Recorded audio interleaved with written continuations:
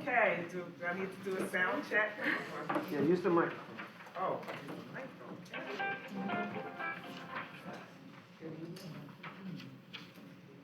Good evening.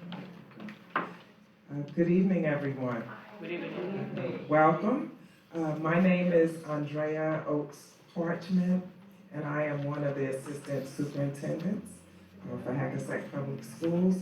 And tonight, I would also like to introduce you to Dr. Lauren Hasmark, and she is the Director of Curriculum, and also Mrs. Janice Acevo.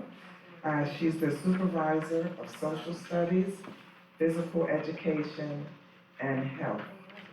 And we also have tonight with us Mrs. Diana Bermudez, and we want to thank her for translating for us tonight. And I want to acknowledge our tech team and also Mr. Moran. He is the principal of Jackson Avenue Elementary School. So the purpose of tonight's information session is just to provide you with an overview and background information about the revised comprehensive health and physical education student learning standards. So we just want to give you enough information for you to understand what your students will be learning. And I want to first start off by just saying why the revisions were made. And please know that we didn't make the revisions as Hackensack Public Schools, but this is the New Jersey Department of Education. And I'm really going to read exactly what the State Department said about why the revisions were made. Number one, based on the information we received from our State Department of Education, as well as what we believe as a district in terms of addressing the needs of all of our students, we accept these standards and that they were designed to help students gain knowledge and caring for themselves. And we always want our students to be independent, but yet dependent, and we want them to be able to care for themselves.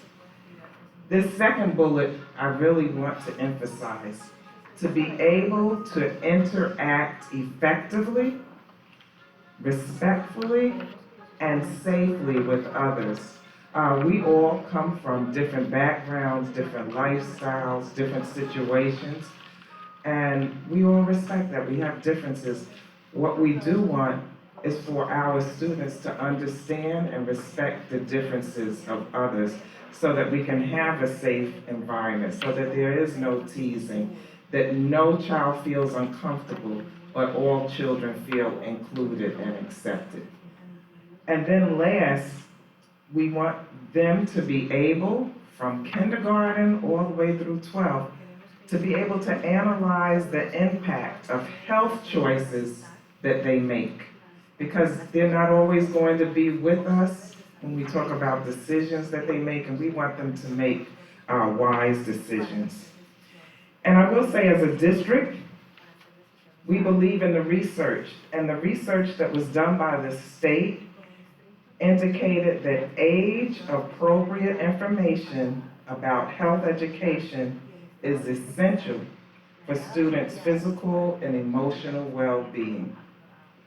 And I just want to say, finally, we want our students to receive the correct information. I know that many of you, when we grew up, we may have received information from friends and peers who may not necessarily be equipped to give us the right information about health. We also view ourselves as partners with you, as parents and as guardians, as you also are responsible for providing that nurturing. But together, we want to support you, and we believe that your child should have that nurturing from you, but also from our qualified staff. And so, that you are able to really better understand exactly what students will learn in the particular grades. We felt it was important for you to have all the information. That's why you have at your tables the appropriate lessons for each grade, and you're going to learn more specifically about what your students will learn at this time. So I am going to introduce you once again, or present to you Mrs. Janice Acebo, and she is going to take you through the curriculum and try to help you understand and unpack it for you. And I don't know if you want them to ask questions as you go, or if you want to write down your questions, or if you need further information, whatever way. Okay? All right, thank you. And thank you again for coming. Thank you. Good evening. Buenas noches. Okay. I do want to encourage you to ask questions as we go rather than keep you all at the end to listen to all the questions all at once. So if you do have any questions and you want me to just stop, you can raise your hand like if we're in class and I can answer them then. If you prefer to wait to the end, that's okay too. So as Ms. Parchment said, I am Mrs. Acebo. I am the Supervisor for Social Studies, Physical Education, and Health. And so I wanted to first give you a little tour of how the state carries out their expectations and then what that actually looks like in the classroom to make it relevant. Because all of this means probably less to you than what your children are actually getting in the classroom. So to begin with, the state has identified 13 disciplinary concepts for health education that they want our students to be aware of in the course of their health course each year. So these are the same 13 concepts that you're going to see every single year, K through 12. The manner in which they're addressed is very different according to the age group. As Ms. Parchment pointed out, it's age appropriate. So some of these are very heavy topics and you're thinking, kindergarten, yikes. It is not at all the same material that is going to be taught for the seniors. Everything is very different and according to each grade level. So I'm going to focus on these 4 or 5 topics because these are the ones that I feel most of us are interested in or concerned about. So that's where I'm going to focus some of my time. Of course, if you have any other questions about health that I don't get to cover tonight, you are more than welcome to send me an email or give me a call, and I'd be happy to have that one-on-one conversation about all your individual questions. So we're going to focus on personal growth and development, pregnancy and parenting. We're going to look at emotional health, social and sexual health, and alcohol, tobacco, and other drugs.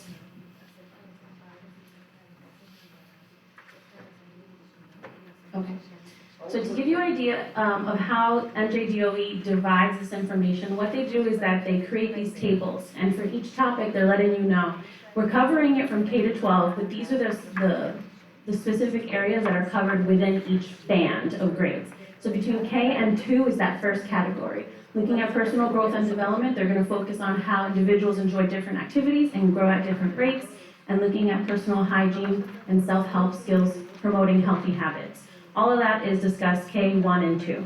Again, even within that band, it's further divided for what's really appropriate for a kindergartner, what's really appropriate for a first grader, and so on. Still within the same topic, it gets a little bit more nuanced, maybe a little more detailed with each grade band. So between 3rd, 4th, and 5th grade, then we're looking at how health is influenced by the interaction of body systems, puberty as a time of physical, social, and emotional changes, and then again, we get 6th, 7th, and 8th. It gets a little bit more complex, still reviewing the exact same concepts, but using more advanced vocabulary, using more specificity with the examples so that they're relevant to the students in their age group. So looking at individual actions, genetics, and family history, how that can play a role in an individual's personal health, responsible actions regarding behavior, how those can impact the development and health of ones and others. And then by the time we get to high school, looking at, again, the same topic, but how the decisions can make a person, can influence a person's individual growth, their development, and all dimensions of wellness. So just trying to get across the fact that these 13 concepts are repetitive. It's the same stuff that your children are learning throughout their time with our district, and each one just gets more specific and more detailed. Again, age appropriate though, as we go. I'm not going to read you the whole slide, but there's more examples with each topic. So the next topic that we're going to look at is pregnancy and parenting. By 2nd grade, we're looking at the fact that all living things have the capacity to reproduce. That's the extent of it. We're not going into any further details with our kindergartners, first graders, and second graders. By the time they're, actually, it's through 12th grade, but it's really 11th grade in New Jersey. That's when we're looking at strategies that individuals can use to prevent pregnancy and sexually transmitted infections, and then looking at decisions that can be made relating to pregnancy. So same topic, but the way children are exposed to it is very, very different depending on their grade level. More examples. Looking at social and sexual health in second grade, in kindergarten, first and second grade, the students are looking at their individual and unique skills and qualities, things that they enjoy doing, mannerisms that they may develop, how their families shape, how their families are shaped, and how that might affect how our bodies grow and our behaviors. Looking at relationships between people in their community, also following under that topic. And it goes all the way through 12th grade, which has much more complex topics within the same category. I'm going to give her a second, I talk really fast. Can you go back to that? Yes, please. Oh, sure. Yes, please. Thank you.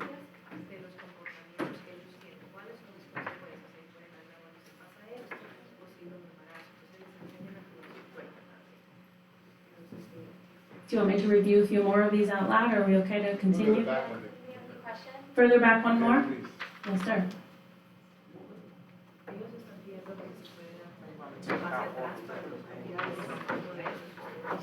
Oh, I'm sorry? Yeah, so that was one of the examples that I gave, that for reproduction, for kindergarten, first and second grade, they're not really looking at human reproduction at all. They're just looking at things that are alive, and there may be references to babies, and there's no explanation of where they come from necessarily, because that would not be age appropriate for those grade levels. I think it's also important to know that in grade 12, in high school, New Jersey has, So in New Jersey, in high school, has a stress abstinence legislative mandate. So that's a big component of this piece when you're working with high school students. It's only a high school mandate. In Hackensack, human sexuality, pregnancy doesn't begin until 11th and 12th grade. So in 9th grade, it's a different set of content areas there's focused on, and in 10th grade, it's mostly driver's education with some drug and alcohol pieces. So in high school, you're not talking about this until 11th and 12th grade, and there is a stress abstinence legislative mandate that we obviously follow here that makes that the focus of some of this content area. So what will be covered in the end of 8th grade? I mean, 7 and 8. So what is the content on that?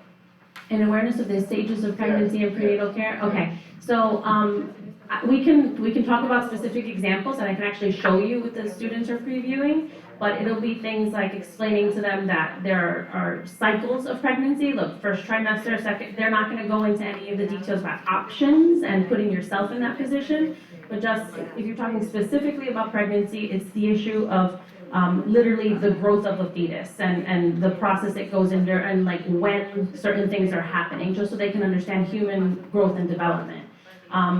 The details on prevention and options and all the issues that come later, again, that's not happening until 11th grade. And as Dr. Kazmar pointed out, the majority of the curriculum is focused on that legislative mandate on abstinence. So I have a question here. So when you try to explain to the students, right? Sure. Of course, they'll come with more questions. Yes. Right? Now, when you say this is a scope you're going to cover on this 8th grade, 7 and 8, right? Mm-hmm. But when the student comes with natural more questions, how do you going to guide them? Sure. That's a great question. I can tell you from experience being a classroom teacher that I have a lot of students ask me a lot of questions that have nothing to do with my content area or within the scope of what I'm willing to teach in that moment. And teachers become very skilled at saying, that's such a great question. Let me answer part of it, which goes back to what I'm willing to cover in my curriculum. And then usually our teachers, especially with sensitive topics like this, we're encouraging these kids to reach out to their parents if they want more information before we're ready to present it to them, because it's not maybe age appropriate and it's not in our curriculum. And that's usually the way, especially with you're referring to 7th and 8th grade, that's usually the case. In a high school setting, you might get more of, well, let's do research about it. Here you go. These are some of the places where you can look to find more information, because our teachers are equipped with a lot of that. This is the basics of what you can teach the kids. If they have more questions, here's some other options you can give them. With the lower grades, we're not really going into that, because we want to respect that we're telling you this is what we're going to teach, and we're not going to go beyond that. It's a great question.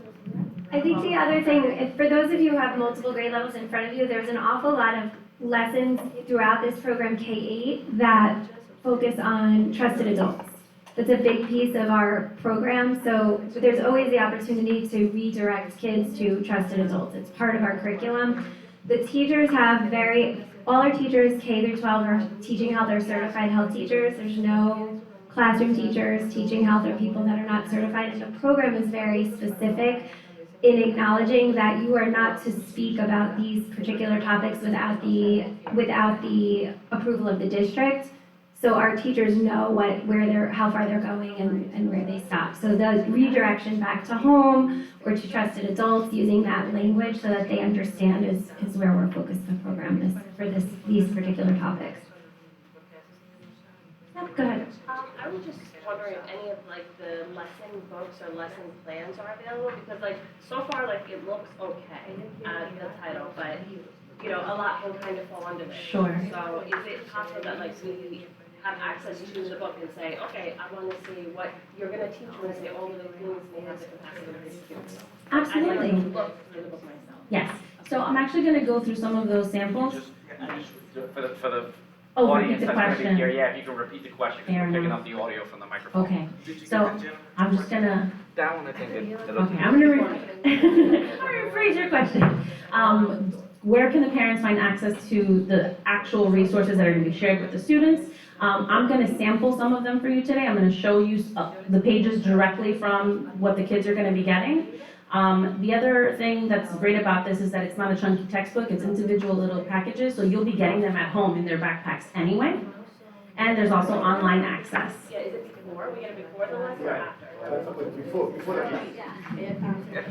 So in K-8, the program, the reason we scheduled this the way we did is in preparation for back to school night, right? So we encourage anybody in K-4 who's going to back to school night in the next 2 days to visit the health teacher. The materials are all in your school. You could always request to see the materials at the school, even make an appointment and go see them. You could obviously speak to the health teachers on back to school night and review the materials. The students are going to have login access to the program, so you'll be able to see as a parent through their access. There's a whole parent section, but you can get the actual materials at the school. The pamphlets will come home, I believe at the end. So if there's something you want to see in advance, contact the health teacher, or you can see it online. Everything's accessible online. But the kids will be working with those pamphlets in the classroom prior to them coming home, but there is parent access on the online system. And you do have the opportunity to preview the materials, just like honestly, that's true for any curriculum. You could always ask to see resources prior to your child using them. For those of you who might be concerned about September specifically, every grade starts with safety, like first aid and bike safety and fire safety. So nobody is learning any of this for several months. These topics, if you notice in your lesson breakdowns, most of them don't start until Unit 5 or Unit 6. One of the things that's nice about this program is that it runs typically in 10-month units, or 1-month units. So there's 10 units for K through 6, and each unit is 1 month of instruction. So you'll be able to even do the math to see where those sensitive topics are coming in, and then you can make sure you see the resources prior. But nobody's learning any of this, the second week of school. You said you can get the material to a parent, but is it Genesis? No,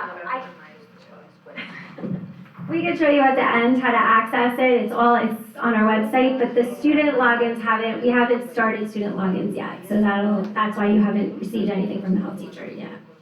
But the information is going to be the same, the student access the info, and the parents access the info is going to be the same? Yeah, so the health teacher through the student access will be able to open up for you to be able to see through the student access, and then the parent, the website is pretty pretty easy for parents to look at to see the topics and to peruse the materials, but you'll be able to see as a parent through your student access. So if the parent opts a young person out of a specific topic, they still will have access through the portal to see that information? Technically speaking, if they have access to the password, yes. They're not gonna be using that for class though. So we're giving them an account, but really it's for you to preview. What they're gonna be getting from the classroom are those physical magazines. Okay, so if they get opted out, then They won't be getting it, yeah. And we can talk more about that when I show you the samples. Any other questions before we continue? Okay, I'm just gonna stand close to you. Excellent questions, I just Yes. questions. Okay, so we were here already, but I'm just gonna leave it up a second if anyone wants to, and you can even see that far. But this is what I already talked about. So looking at social and sexual health, and again, the progression of the exact same material, just looking at more specificity, more appropriate and specific language as you go, and looking at the topics within an age-appropriate lens. So you didn't want to.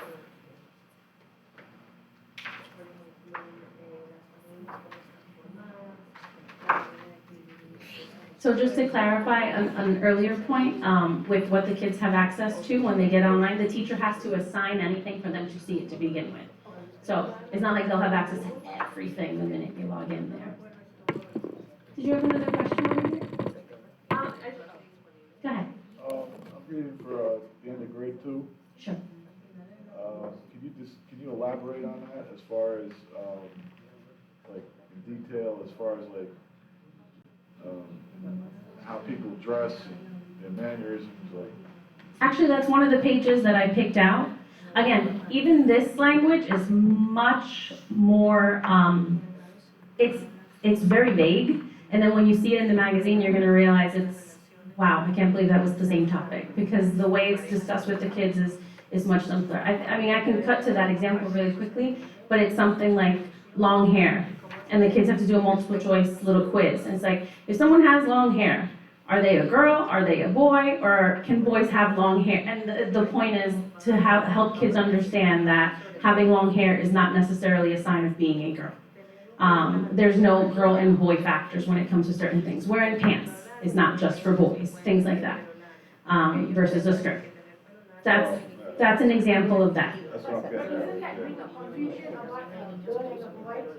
No, so I can show you the exact questions, but it's things that, like playing sports, for example, like it's things like this. It's things that we want kids to have, everyone to have access to, because of the laws that exist. So it's not controversial. I'll get to that example and I'll make sure to highlight. And if I don't, you can call me out on it and I'll go back to it, I promise. Okay, next topic. Alcohol, tobacco, and other drugs. Again, this is another topic where you're thinking, oh wow, kindergarten is learning about this. It is. Kindergarten all the way through 12th, the way they learn about it is different, it's age appropriate. But when you're starting kindergarten, first and second grade, it's just these things are unsafe and they are not legal for children and they are very harmful to children. End of story, that's about it. And then as they get older, it becomes a little bit more specific as to these are the specific things that it can do to your body. This is what alcohol does to your body. This is what tobacco does, so on and so forth. And then all the way to 12th grade when they're looking at long-term and short-term consequences of risky behavior associated to substance abuse.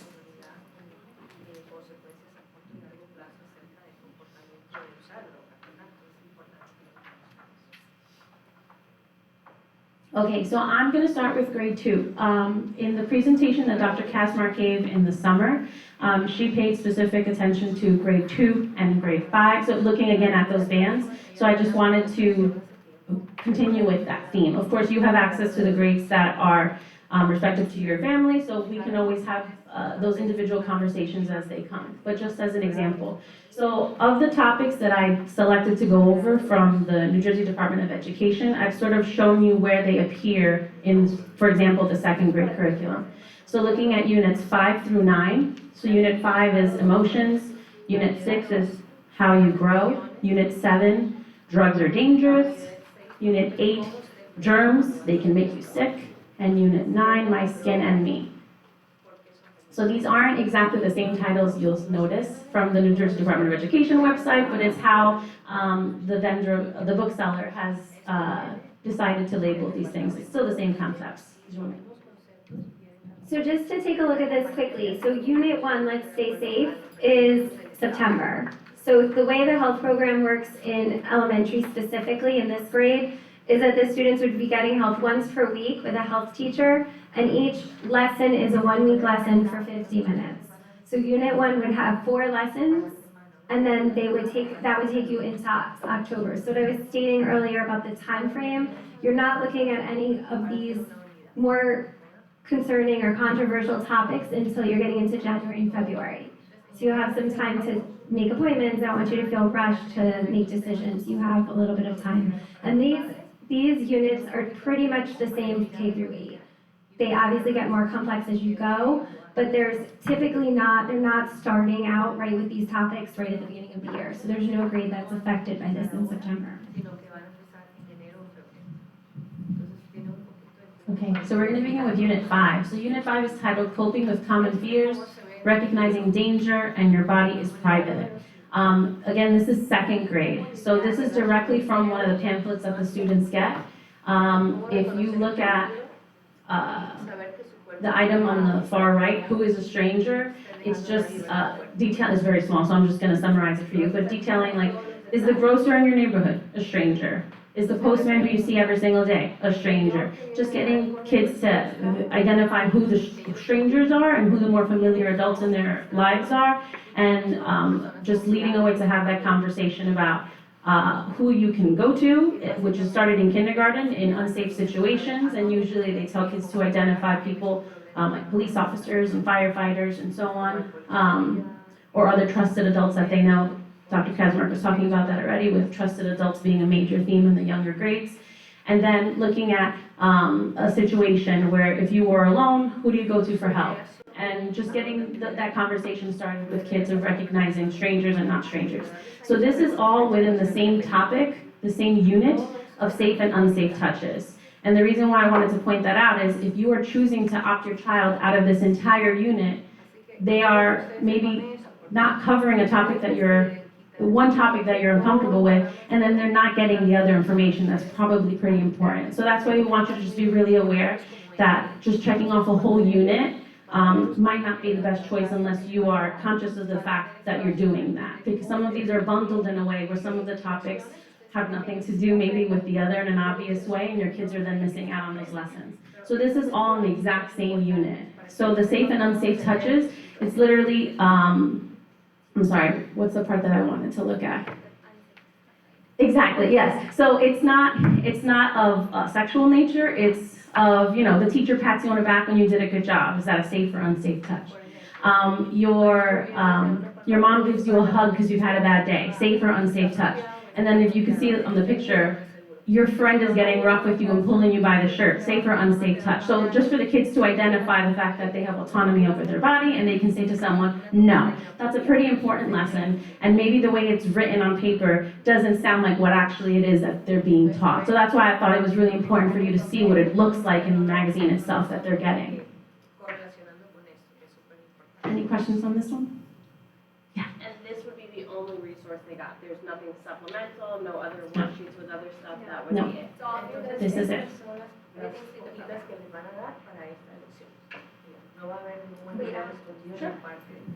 I don't want to be misleading. So this program has assessments and different worksheets. It's all generated around this concept. There's no anything more specific or more controversial is a district approval situation. The teacher's guides have these big things on them that say do not go on, like without permission. So there's content available through the program if the district chooses to allow for it, which we did not. So you will see other things, and when I said the teacher can assign the student an assessment or an extra worksheet, there's extension activities, but it's all through this concept. This pamphlet is the main resource. There's no other website usage. There's no other books or things that are done beyond this as the main resource, but you may see other things through this concept. So when you're talking about safe and unsafe touches, and spent a lot of time on health curriculum this summer, and I wrote this stuff a lot, and it jars me too as a parent. But it's, when you're looking at it, you're seeing that it's, just want everybody to understand what they're looking at for second grade, and this would be true for K and 1 and 2. This is all the pamphlet. This is the only thing the kids are seeing. Quick question. So unit 5, all the units are broken into 4 weeks, right? So there's no way, like you're saying, this one pamphlet, this page, is being taught over 4 weeks, or is this one day? There are other pages, Okay. right? So I cut out the ones that I thought were gonna speak to the issues that we were probably less comfortable with. The other ones are, again, like the reference to safe and unsafe touches, the other ones won't address that. It'll just look at how to play nice with your friends, how to express your feelings when you want someone to not play rough with you, stuff like that. But again, you will have access to all of this for the grade that your child is in. Okay? Yes? How is this gonna get implemented for like the kids that have special needs at the school and then specific like special need classrooms at the schools? Like, how is this gonna get broken into for them? So everybody receives health from a certified health teacher. There's no classroom teachers teaching health here. So the health teacher would be working with the classroom teacher. This is not as special, like the way that art and music is. So the classroom teachers are with the health teacher during instruction. So the classroom teacher would work with the health teacher to bring the content down to differentiate just like they always would. The materials themselves are not differentiated. So this would be more in that lens of like exposure to core, right? We always have an exposure to content, core area, content instruction. So the kids would be exposed to core at the level of understanding of the classroom teacher would support them in differentiation. This is not a graded subject in K4, so you won't see it on the report card at this time, so there's no impact on, student academic. Any other questions? All right, same grade, grade 2, unit 6, growing and changing families. Growing and changing families. Families grow and change too, and I am special. So I wanted to point this one out as well because unit 6 is, unit 6 is looking at how you grow, right? So there are some topics in here that some people might feel like, oh, that might be uncomfortable to discuss. This is actually when they talk about reproduction, and let me show you where it is. There's references to having families that have babies in them. That's it. How do you care for a baby that's in your family? And it's about like playing nicely, you can't play rough with the baby, defining, if you look at the I can just walk over there instead of talking about it. If you look over here in the section, you can see the vocabulary includes the words parents, newborn, human. So literally just helping kids understand the different aspects of the family, the different people who might be involved in the family, and what are the appropriate ways of behaving around each of those. That's it. Okay?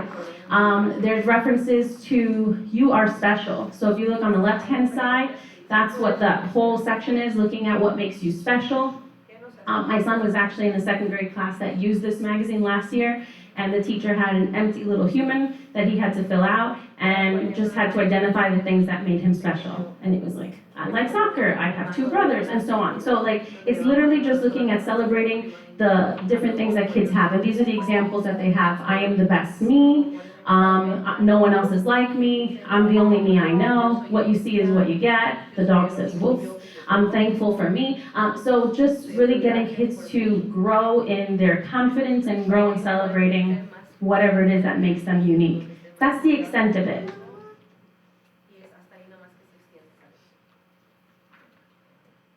Okay.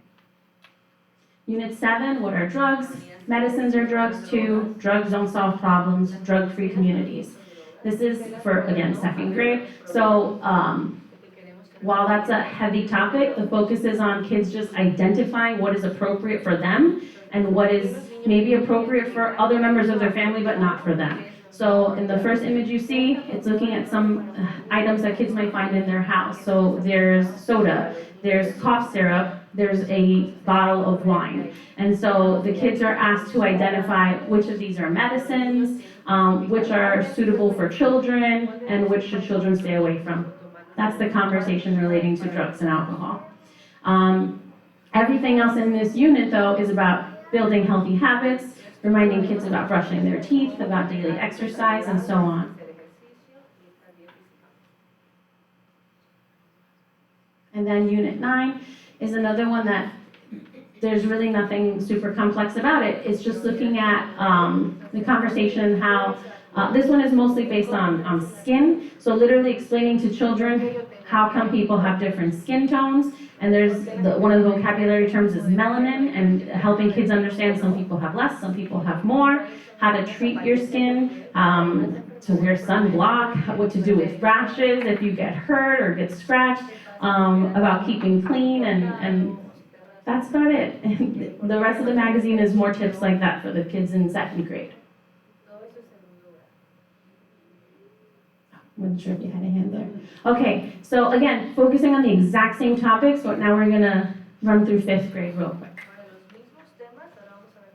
So for Unit 4, this unit is titled Respiratory System, Community Health, and Diseases of the Respiratory System, Smoking and Pollution. So as far as the tie back to 2nd grade, this is another tie back to drugs. The difference is that this is focusing now on something specific, which is tobacco. So there is a section here that tells kids about what the dangers of tobacco are, and it really focuses on things like it's bad for your lungs. They don't go into anything complex after that. And it can be bad for your teeth, and then they have that lovely picture to really sink that in with the kids. And then there's just references to, at the bottom, it's helping kids understand why lungs are important and why you should keep them healthy. And then the vocabulary is correct, it's specific, it's scientific, but it's age appropriate. So the kids, they're gonna learn about, I think emphysema is one of the vocabulary terms, but all they're going over about it is the fact that it's one of the consequences of people who abuse tobacco. Again, something very straightforward and is still age appropriate. Getting into Unit 5, effects on the body, coping with stress, and send the message that my body is private. This is actually the cover for this unit, and I wanted to include it because it includes the vocabulary terms hormones, and there's a reference to puberty. So all it says is that puberty, sorry, my glasses are apparently not that great. Something that happens that affects you both emotionally and physically, and it's a sign of maturity, which is becoming an adult. That's the extent of the conversation of what puberty is. It's all on the first page. Yes. Yes. Currently I have a 5th grader, Mm-hmm. and she does not have health currently. So this is being based on a 10-month period, but she doesn't have health on her schedule currently. So how is she getting 1 through 10 if she doesn't have it on her schedule now? So in the middle school, it is condensed into a quarter. So it'll be in a quarter cycle, so she may have it in quarter 2 or 3, and they'll take the whole program for that quarter because it works as an elective in middle school. So that's when she has health, it'll be, I can't remember, it's a date every other day or every day, just escaping me, but whenever she has health, she'll do this program, and it'll happen through the whole quarter. So the reason you have the papers in front of you is that we need to know specifically if you're choosing to opt out of a specific lesson, we need to know which one it is so that the health teachers are informed and the students can move at that time. So if it's in a quarter class, it might be on a random Wednesday, right? Like in whatever that is. In elementary, it's pretty systematic because it happens throughout the course of the year.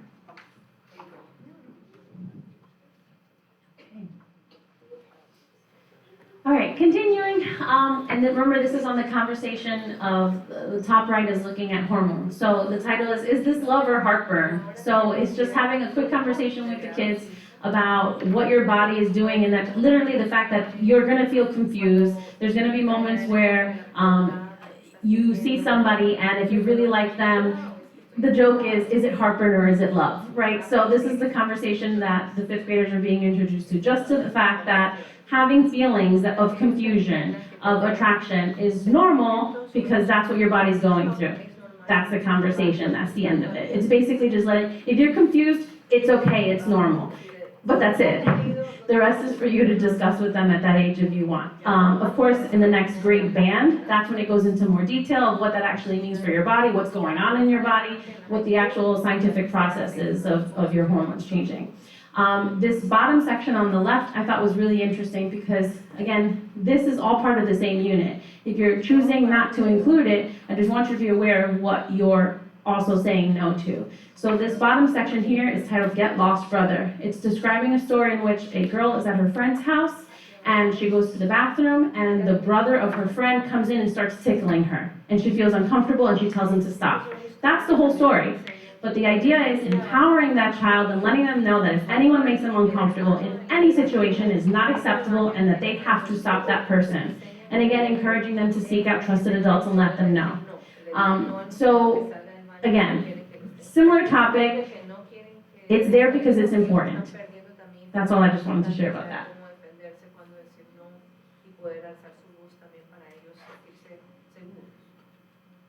Okay, topic 6, unit 6 rather. Looking at hormones in your body, growing up male and female, good hygiene and healthy attitudes. I will tell you that in class, in the lower grades, any references to differences is usually, it's because it's age appropriate, it's boy-girl. Those are the references that are used. By the time you get into this band, a 3rd, 4th, and 5th grade, the words that are used are male-female. That's it as far as vocabulary goes. And then probably the most squeamy part for the kids is going to be the little sliver you see, the first one on the left. In this side of the magazine, there are cartoon figures. This is all cartoon figures throughout the whole series. There's an image of a boy and what the reproductive organs might look like as they're changing, and then an image of a girl and what those reproductive organs look like. And then this is on the side next to the pictures. When a male goes through puberty, what is literally happening to your body?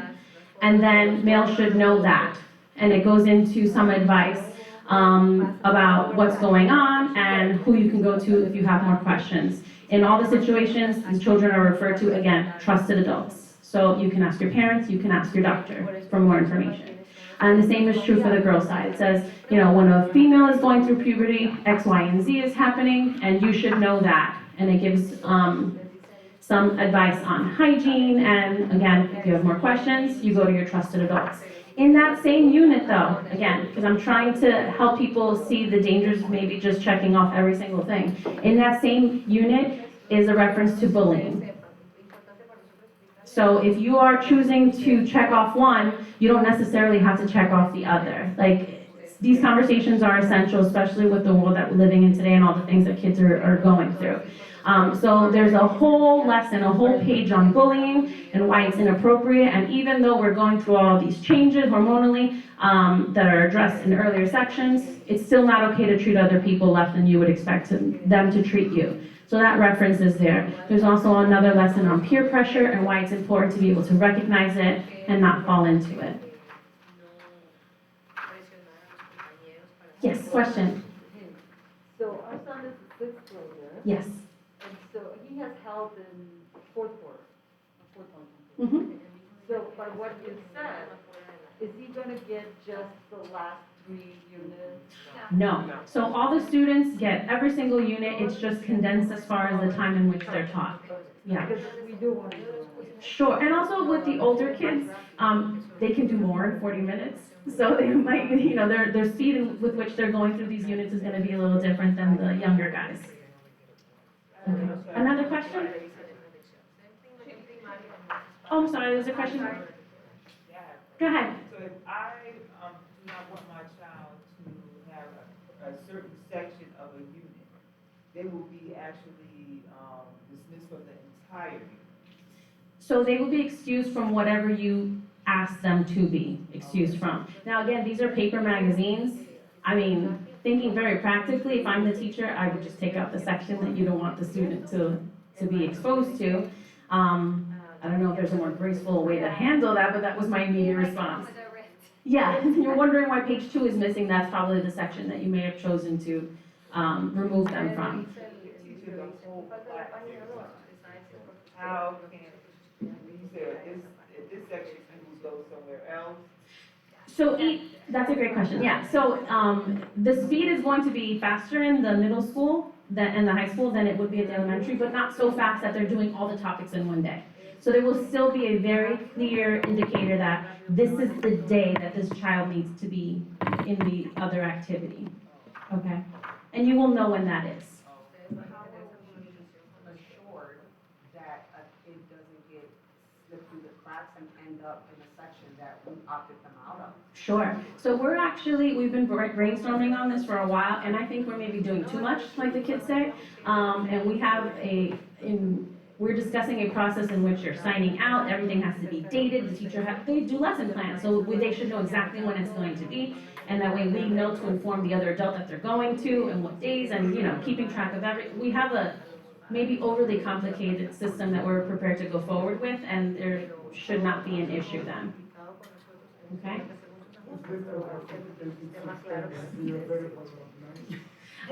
Not for you. Not for you, so for you, it's very simple, my child is not participating in X, Y, and Z. It is up to us to figure out with the teachers when exactly those are, and make sure that that is secured ahead of time, that information, so that, they're excused on the days they are supposed to be. Yeah. Yes. Just out of curiosity, are the lessons, do they separate boys and girls? Just because they're young, they're maybe 8 years old learning this, right? I mean, No, This is 5th grade. 11. Yeah, so 11. but they learn by 5th grade, so it could be This, 4th or 5th. this magazine is 5th grade. So what we're talking about in terms of this piece is 5th grade. So just for some background too, this has been in curriculum for in 5th grade for years and years.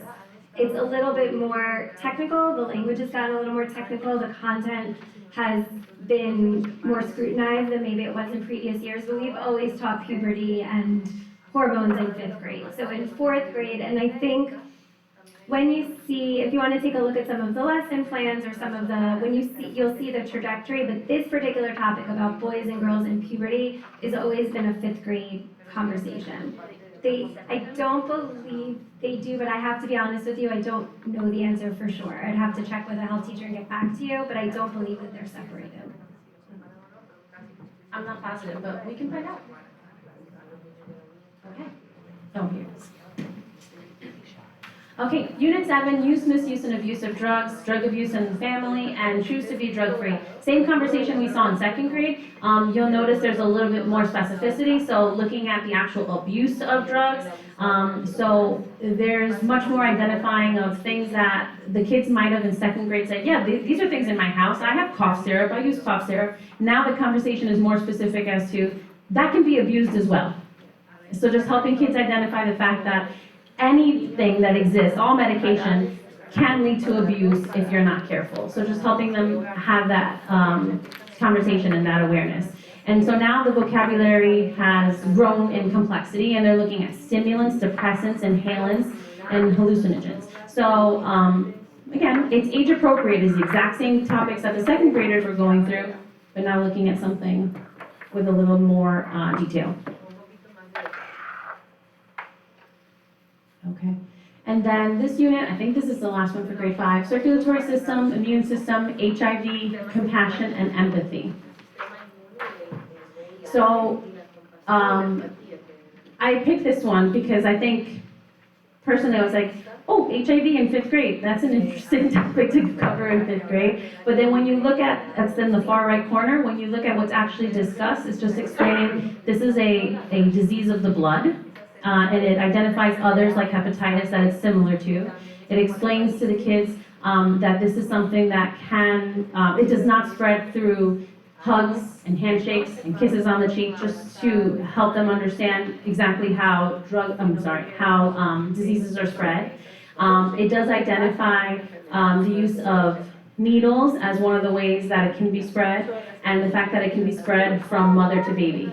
That's the extent of the conversation. It does not get any more complicated after that. And then looking at just how the blood works and what the blood does and why it's important to keep your blood clean. I think that's the last one for me. Okay. Okay, so what everybody wants to know. So, when the state adopts new standards, there's not an opt-out clause for parents in almost any of our other content areas. This is specific, and I want to really be clear about this. This is specific to health, family life, and sex education. This is the only opt-out option for parents in curriculum. So we've had some inquiries in the last couple of weeks and in the spring of last year about if we're talking about LGBTQ+ or something in another content area. There is not an opt-out for those content areas. So when you're choosing to opt out of these subjects, you're choosing to opt out of them in health only. So that's really important for you to understand, because if there's content, especially in middle and high school, that will begin to address LGBTQ issues. And again, respectfully, developmentally appropriate curriculum is available online with public access for you to review, but you don't have the option to opt your children out of those content areas with these topics. The state has only identified health, family life, and sex ed as the options for this. So I want everybody to be clear, because there is the possibility that your kids will come home from an English class saying that they had a conversation about something that you feel like you opted out of. So that's really important for everyone to know. So specifically, it says, any child whose parent or guardian presents to the school principal a signed statement that any part of the instruction in health, family life education, or sex education is in conflict with conscious or sincerely held moral or religious belief shall be excused from the portion of the course where such instruction is being given, and no penalties as to credit or graduation shall result therefrom. So that I don't feel like was widely understood, so I want to make sure that that's clear. So you do have the right to opt out of health, family life, and sex ed, and you do not have the right to opt out of other content areas that may have a character in a story or a conversation about a mathematician who happened to be transgender, who contributed to society. Like, those are not opt-out options. Sure.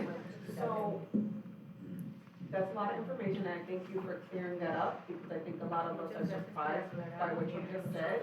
But also, so you're saying it could be incorporated in any subject that's being taught and could be used as an example? No, what I'm saying is that family life and sex ed are only taught in health, right? So we're not discussing puberty or pregnancy or so forth. What I am saying, for people who may decide they want to opt out of like rights, or uniqueness of people, there, in addition to the stress abstinence mandate, there's also legislative mandates that address the accomplishments of LGBTQ+ individuals.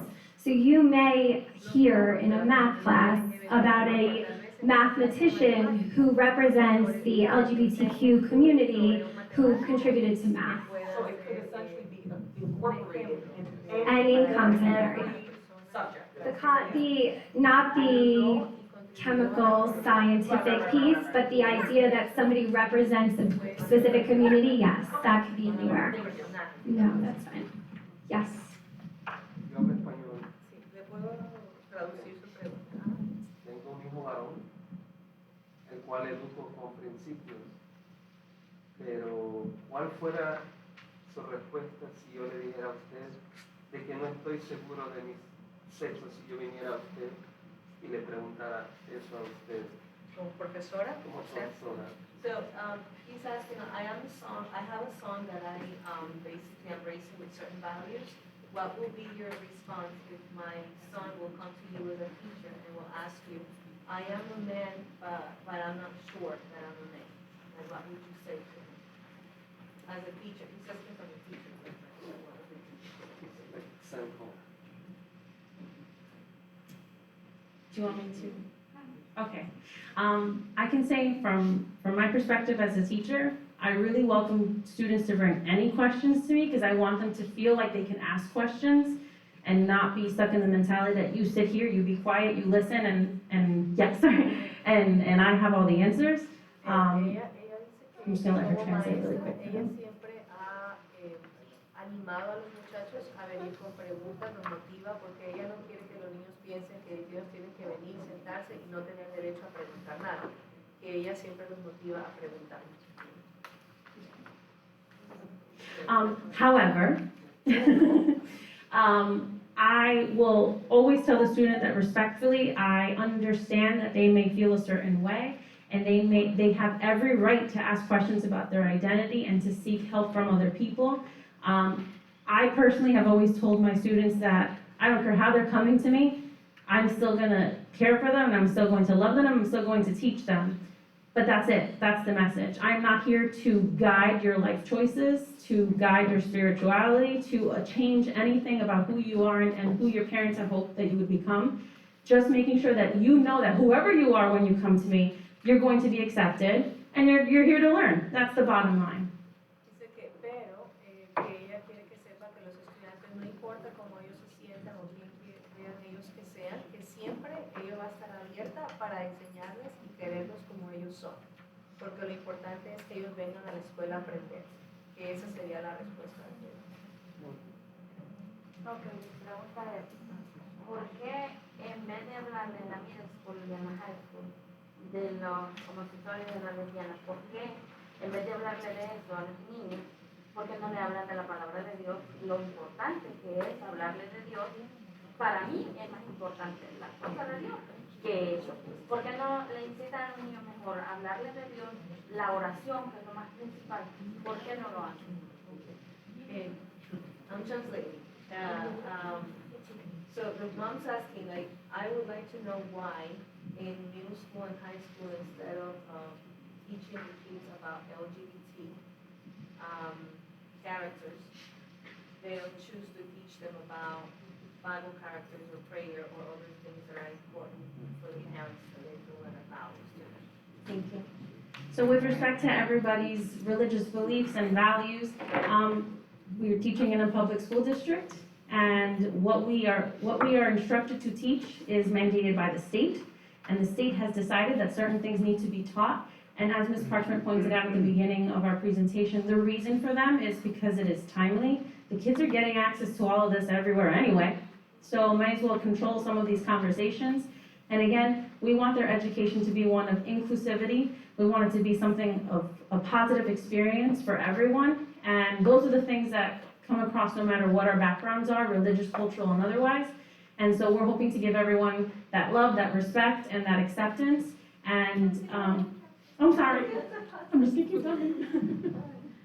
Dice la señora Silva que las razones respecto a todas, con mucho respeto a todas las creencias de todos los padres, que realmente no es una opción de nosotros, sino es lo que el Estado nos manda en el currículo a enseñar, y que sí es parte del compromiso del distrito aquí en Hackensack, que básicamente quiere que el distrito y todas las personas se sientan incluidas en las conversaciones y que los niños siempre van a tener acceso a mucha de esta información por uno u otro medio, y que de alguna manera se quiere tratar de controlar que esas conversaciones sean en un ambiente seguro donde ellos puedan expresarse.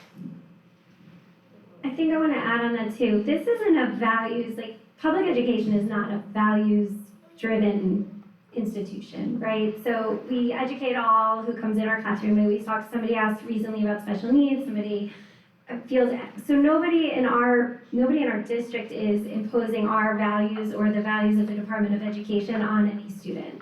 This is all about information, and this is all about inclusivity for all, right? So we're gonna speak to the fact that there may be an LGBTQ person who contributed to math in the same way that we're going to speak about an African American or a Latino or a Asian person who has contributed to the field or to the content area. So this is not, it's not about all of this, even puberty and sex ed and family life, like none of this is values driven.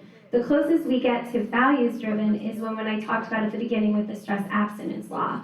That's about the closest to value that we're really talking about. Really, this is more driven on inclusivity, and this is what public education is. We don't get to choose who comes in and who is in our classrooms. We teach all, as Mrs. Evo kind of pointed out, and I think that's what is most important here. Nobody's infringing on anybody's values in your home. Nobody's changing. So just to the gentleman's question about what we would say to a son, it's, again, we're welcoming you into our classroom, you're welcome here, we'll support you, but we can't draw on here the value system of the home or the child.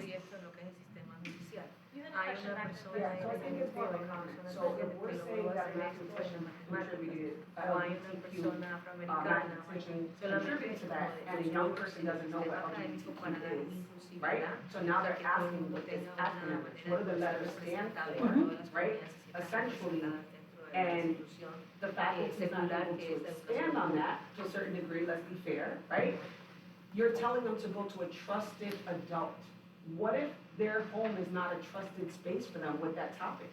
I think it's opening up conversations for young people that may not feel safe at home to speak to a parent or a grandparent. And I think that's my concern for young people, right? Sure. Me, my kids can come to me asking that. That's not every home or every circumstance. So we're opening that up for them, and I know it's not you all, right? But I'm just giving a general idea that, hey, I heard LGBTQ, but the teacher wouldn't tell me what that was. Can you now explain that to me? Sure. And the parent doesn't want to, or goes ham on the kid, right? So now they're scared to then come back to hear these things that they're hearing from school. So I think that's a real concern that I have, and the kids talking amongst themselves. And that is an absolutely fair concern. If the child, I'm just gonna repeat it for the benefit of anyone who may be watching at home, Before you go on, but you don't determine he was a distrusted adult, you just direct No. the trusted adult, right? Exactly. Whoever that is. Could be someone in the school. Yeah, so but if it's not home, I don't want this kid to come to you, well, tell me who this trusted adult is, the kid's gotta figure it out, right? This is something that from K on, we're teaching them in every grade level. There are trusted adults, they're everywhere, and there's even references to maybe it's whoever's the leader of your spiritual group. Like, there's references to these trusted adults are everywhere in your family. You have to identify, or in your life, and you have to identify who they are. So we're not telling kids to build trust with anyone in particular and say that's the person whose word you should follow necessarily. It's up to them and their instincts, and just teaching them what trust is and what a trusted adult should be, and then they should feel comfortable going to them for that. Going back to your question about defining things, a teacher's responsibility can go as far as explaining what each letter of the acronym is, and if there's more confusion, again, this is middle and high school that we're talking about that's going over this. So these kids are a little bit more inclined, if they don't find those immediate answers in their trusted adults, they're gonna go to the Google. That's the bottom line. So at least the teacher has given them enough to explain that L does not stand for Lily, and that way they can find this information on their own if they need to. Okay, more questions?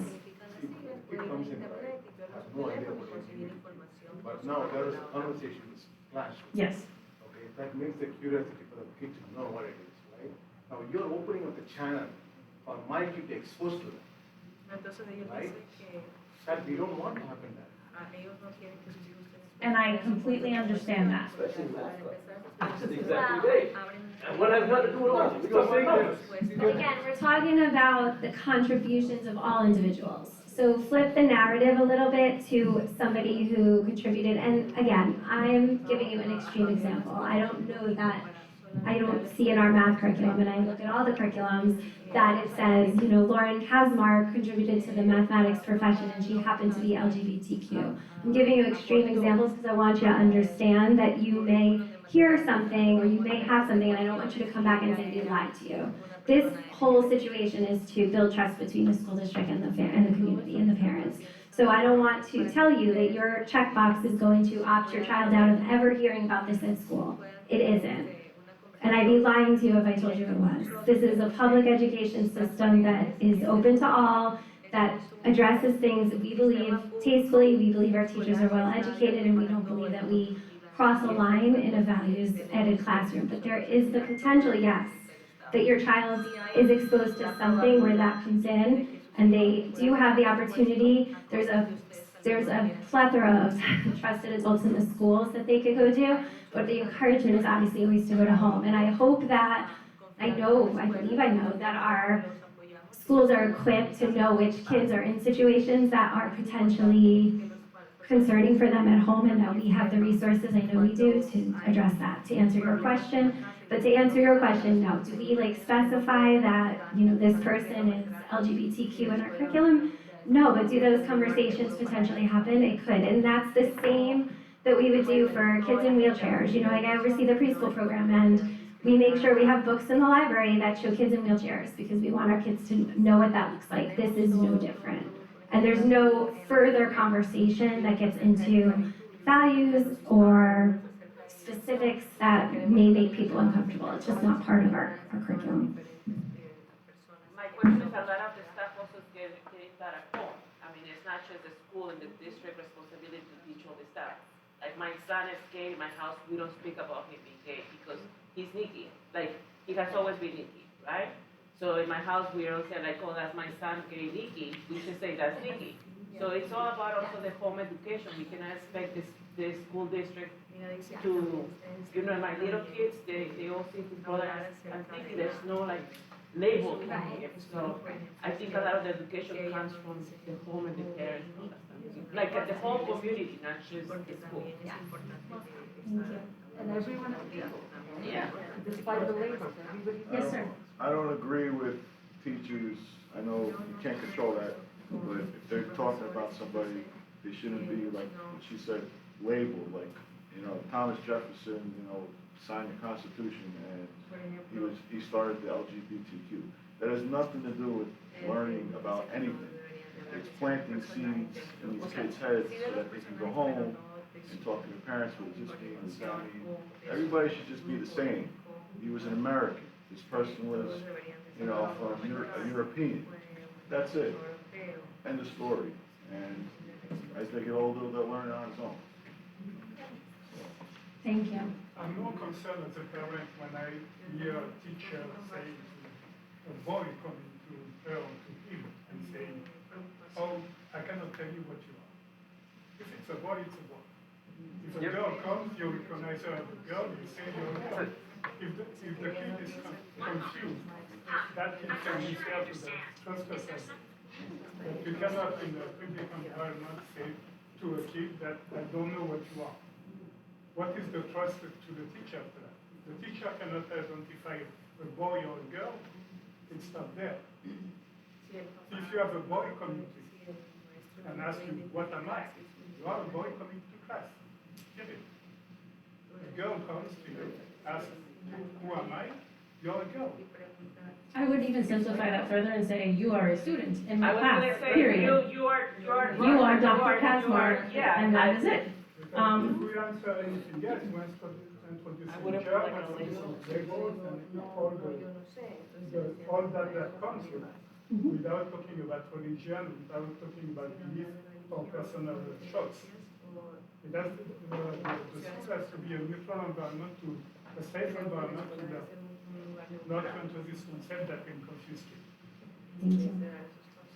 Yes. With regard to like, we're on the topic of LGBTQ, I know this is regarding to health, but how does the science curriculum change now? It doesn't.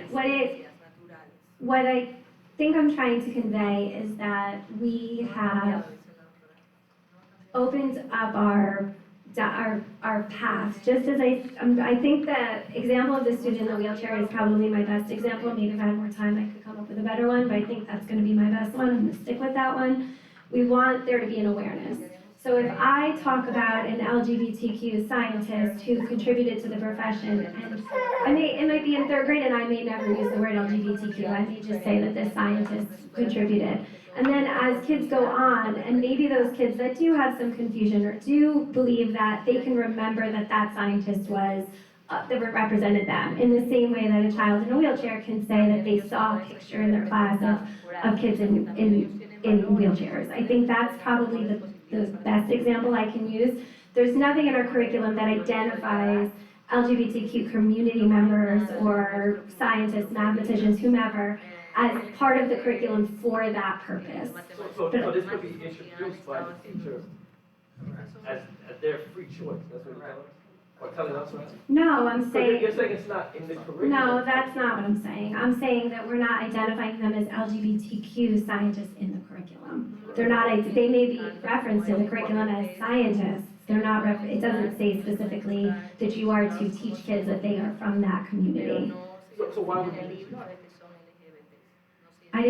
I'm saying that if as part of the conversation in class, if I'm talking about myself, and again, these are all very hypothetical situations. These are not real situations, but because I'm trying to give you an example of the fact that this may come up in your child's class, where somebody is mentioned as a scientist for a specific content area or grade level, and there may be conversations among the kids or through the classroom that identifies this person as a community member, and it's important for you to understand that Because again, we're going back to trust between the school district and the community and the families. So these are, your child may have a resource or a book that references a character that you may, or a child may go to a library and pick out a book that references a character. So we're very careful about the choices we make and what we put in our classes, but it's not that these check boxes don't opt out of everything, and that's what's important for you to know. So as the parent, and if this is something that's important to you, and I believe that it is, because then our curriculums are all online, everybody's heading into back to school nights, you can ask about resources and books that your child's reading in English, specifically in middle and high school. This is not an elementary conversation. This is a middle and high school conversation. But being educated about health isn't opting you out of education in all of the other areas. And that's been a really serious conversation that we've had with some families over the last couple of weeks and in the spring of last year. So, if we're choosing to opt out, these are your steps. And some of you may have already embarked on some of these, and I want to make sure that we're clear on this because some of what we've received thus far, we want to make sure that people are understanding what they're opting out of. So first step is that you have to send a letter of some kind to your child's principal. Okay, it doesn't have to be a formal letter, it doesn't have to be certified, you can send an email, we've received them all different ways, but you have to send a letter that goes to the principal. At this point, Mrs. Sebo and I are getting those after the principals. You may receive a call after that by Mrs. Sebo or myself, talking about next steps, making sure you understand, answering any questions, that's all part of it. After that, the document that you have in front of you is going to be given to you, either by the school or by Mrs. Sebo. And you're going to use that document for the grade level that your child is in now. So some of the letters we received, because we have links to the programs and stuff, people, again, companies will make it easy. There's numbers and letters for all of the different units. So we had a couple letters where people referenced kindergarten content in 3rd grade or 5th grade content in 2nd grade. So that's why we've recreated these documents that are in front of you so that you can see which specific lessons everybody is looking at so that you are aware. You would check off, you're going to fill out that top part, sign and date, and check off the lessons that you want, and it will be returned to the child's school. If you are in a middle or a high school, it can go to the health teacher. If you're in an elementary school, it's at this point we're going to filter everything through the office. So it could go to the principal, or you could put it in an envelope to your child's classroom teacher. Classroom teachers in elementary school are not teaching this content area. So we want to make sure that if you're sending this in, it's specifically labeled to who it needs to go to, because the classroom teachers aren't teaching this content area. This is not an opt-out for multiple years. So every year, you're going to have to do the same thing for your child, okay? So we do not have those papers online yet. We're still debating on how best to share that out, but every year that you want to do that, you're going to send a letter. This isn't like, I'm trying to think of another example, but there are certain things we do where you sign consent and it lasts forever, but this is similar to media consent forms and different things that you may have to fill out every year. Yes?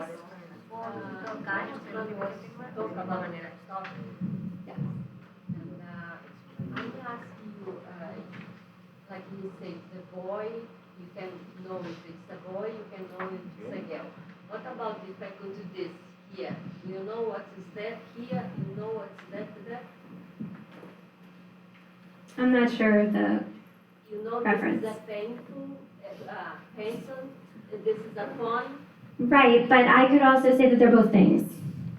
Yeah, it's like you can. I could say that they're things you use. That's what I think we're trying to get at, right? Students. Everybody's a student. Okay, so what is your child doing during this time? In an elementary school, the students are being taught by a health teacher. So if you think about it like from an art music gym structure, they're being taught by a health teacher that's pushing into their classroom. So that means that in 2nd grade, there's 2, 3, whatever other classes that are not receiving help at that time. So your child will be assigned one of those other grade levels, either with work or to participate in the activity that's happening in that class, depending on what's going on. So they'll move into they won't be in the room, is what I want to drive home. The same is true for middle and high school. Middle and high school students will be assigned another period of gym. There's gym going on, phys ed is going on in the high school, middle school, every period of the day. There's always a class in the gym. So they'll be assigned into a gym class for that time. And as Mrs. Sevo had indicated earlier, you're talking about kids signing out of health and going into the gym and signing into gym. So we're sure we have to keep track of everybody. And that would not be obviously on you, that's on us. But kids will not be in the classroom for that time. So again, if you're opting out of an entire unit, it could be multiple lessons where this is happening. So, si ustedes están optando fuera de toda la unidad, van a hacer varias clases, pero no van a estar fuera de su salón, Okay. clases, por ejemplo, Any questions? I do want to say, I know I keep dragging this point home, but these programs are all in your schools. Health teachers have access to them. I'm hoping everybody will be attending back to school night, and you can stop into a health teacher who's probably never had anybody come see them ever. And you can take a look at the materials and look at them. I will have a set at central office. I only have 2nd and 5th grade right now. They're sending me them, so I haven't received them yet. But like you said, your schools have access to them. We will make sure that, principals have them available on back to school night so that you can take a look at the materials. Any other questions we can say? Yeah, of course. Saves me from. Okay, I want to thank everybody for coming. This was a big group, and I'm happy that you all care enough about your kids to come. So thank you.